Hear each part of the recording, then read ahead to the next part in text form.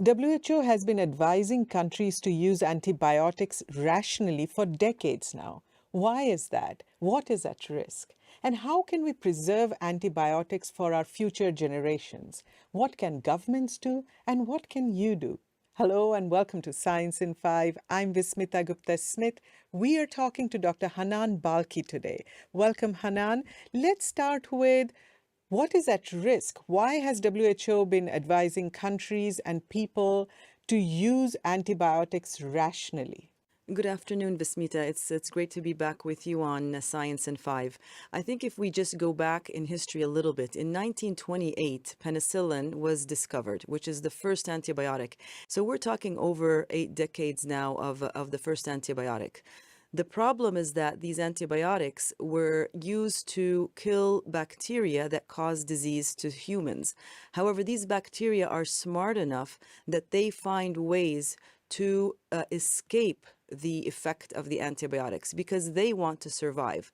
Now, so that's one part of the puzzle. The second part of the puzzle is that the antibiotics are critical for human health and also for animal health. So the modern medicine that we have the privilege of experience today cannot continue without effective antibiotics. So, Hanan, you're actually describing an apocalyptic scenario almost where people may not have the protection of antibiotics even in common injuries if we don't preserve their efficacy. Talk to us about the top 3 things that each of us can do to help that. So I think the first thing that people can do is try to take antibiotics only when prescribed by your physician or your healthcare provider. That's the first thing. The second thing is complete the antibiotic course based on the instructions given by the clinician. And the third thing is make sure that you're not sharing your antibiotic with family or friends because it really needs to be given based on guidance, based on the specific signs and symptoms that each individual is experiencing. Certain viral infections, they really do not require antibiotics. When you do not complete your course of antibiotics, knowing that we have a bacteria that live on our skin, live in our gastrointestinal system, so exposing these bacteria to inefficient doses or incomplete doses of antibiotics only teases the bacteria in a way, and it allows it to develop mechanisms to become irresponsive to these antibiotics.